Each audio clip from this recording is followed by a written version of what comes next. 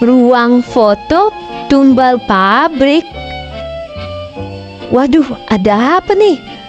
Pabrik Gemah Ripah Hutan Nyawa. Ada pocong lagi. Kebalik pocongnya. Aduh. Nah guys, kali ini bukan cuma nonton, berkesempatan menghadiri gala premier Hutan Nyawa di Epicentrum. Mau tahu gimana keseruan gala premiernya? Yuk kita simak liputannya. Film yang satu ini mengangkat tema yang dekat sekali dengan kehidupan sehari-hari di masyarakat Indonesia, yaitu tentang klinik tumbal pabrik, tentang hutang, keluarga toksik, penolakan keluarga, berbakti untuk keluarga, rahasia gelap, mistis, dan ilmu hitam. Film yang satu ini akan tayang pada tanggal 12 Desember 2024. Film Hutang Nyawa ini really special film. Jadi kita pengen bawa banyak hal kayak misalnya short, musik, video, horor yang nonton jadi mengerti kenapa sih kita bikin itu. Dan salah satunya activation yang kita bikin ruang foto tumbal Gemah Ripah itu kita masih akan berkeliling, tunggu aja di sosmed gitu. Oke.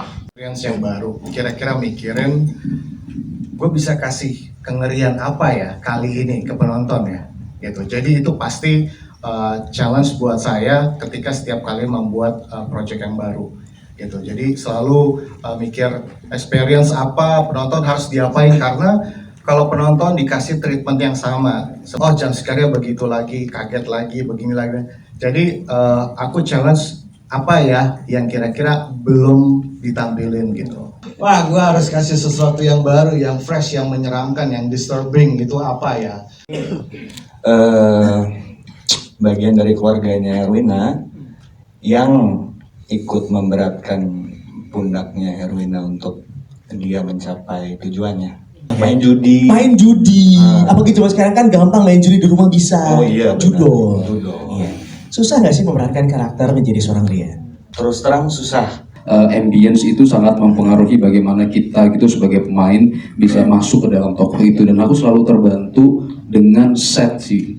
Aku tuh selalu excited kalau pas lagi main film ngelihat setnya tuh itu bisa langsung kayak bikin kita masuk ke dalam dunia yang lain gitu. Itu. Dan yang kedua, aku pikir Mas Billy sangat pinter untuk ngejaga konsistensi emosi dan tensionnya karakter ya. Kayak misalkan dia waktu itu bilang kita pernah latihan beberapa kali dan dia selalu ngasih instruksi yang sangat detail, misalkan bagaimana emosi itu harus dibawakan, apa yang boleh dan apa yang nggak boleh. Misalkan dia bilang kayaknya di bagian ini tuh dibikinnya agak casual aja supaya penonton nggak terlalu menerka-nerka kalau kamu tuh akan menjadi apa gitu. Jadi sebagai pemain aku butuh instruksi semacam itu.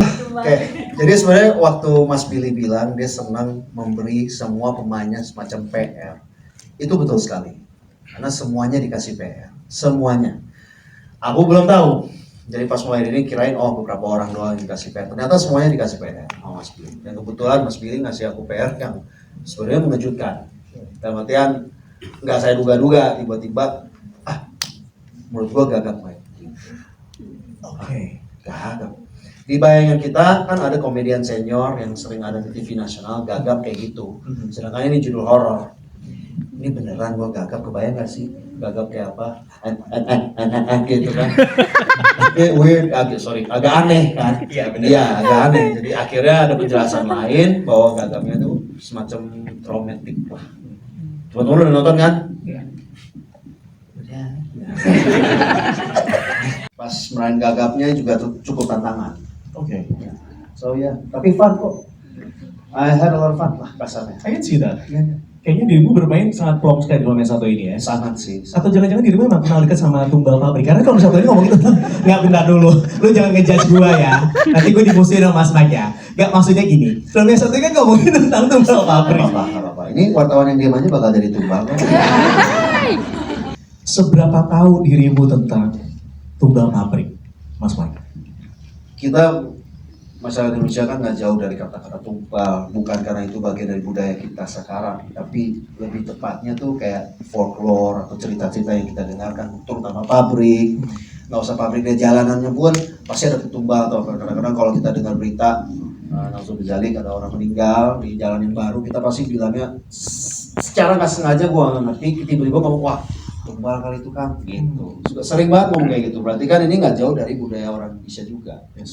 Mau kita akui mau enggak, ini nggak jauh. Saya rasa hampir seluruh negara Asia ya. Cuma kalau Indonesia kenapa tumbalnya beda-beda? Karena kembali lagi kan kita punya budaya dan yang beda-beda juga. Nah kalau soal tumbal, istilah tumbal pun juga dipakai pas sehari-harian ngobrol. You know, dia maju deh ngomong sama cewek itu, kalau nggak gue tumbalin tuh, gitu kan. Nah kalau cewek tahu tuh siapa tuh tahu.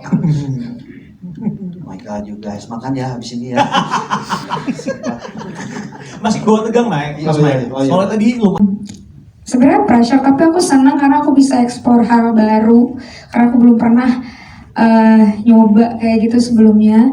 Jadi aku sering konsultasi lah sama Kak Bilika, ini kayak gimana ya, karena kan pengen tahu kayak gimana sih kesurupan yang benar-benar meyakinkan dan yang emang aneh, yang nggak jelas lah gitu. Jadi aku berusaha untuk belajar di ada olah tubuh juga sama Mimi.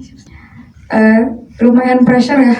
Aku untuk ngatur chemistry sama Rachel ya itu yang aku bilang tadi awalnya, jujur aku ketakutanku itu walaupun karakter kita memang nggak yang deket-deket banget, tapi kan ada saling membutuhkannya.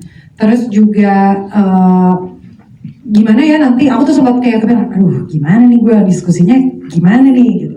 Tapi alhamdulillah ternyata Rachel orangnya enak banget buat diajak ngobrol dan dia sangat benar-benar mau belajar dan mau mengeksplor semua yang ada di film Hutang Nyawa. Dan maksudnya kita juga pertama kali ngobrol juga apa sih keluh kesahnya jadi pendatang baru misalkan. Mau gimana nih, gue harus mengimajinasikan dulu apa yang udah pernah kita jalani padahal belum kita jalanin gitu.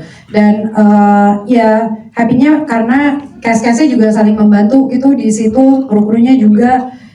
Dan kebanyakan mungkin kalau di rumah tuh lebih sisi emosional.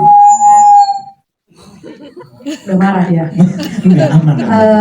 Mungkin kalau di rumah lebih sisi emosionalnya yang paling banyak gitu, sisi gimana cara berhubungan sama keluarganya. Terus itu kan juga aku kan belum pernah berkeluarga yang sampai punya anak dan lain-lain. Aku harus berimajinasi di situ gimana aku ngerasa Jody itu satu-satunya kebahagiaan aku, karena aku nggak dapat dukungan dari keluarga dan selalu semuanya bebannya di aku. Kaluna versi horor. Oke teman-teman, jangan lupa nonton ya di bioskop.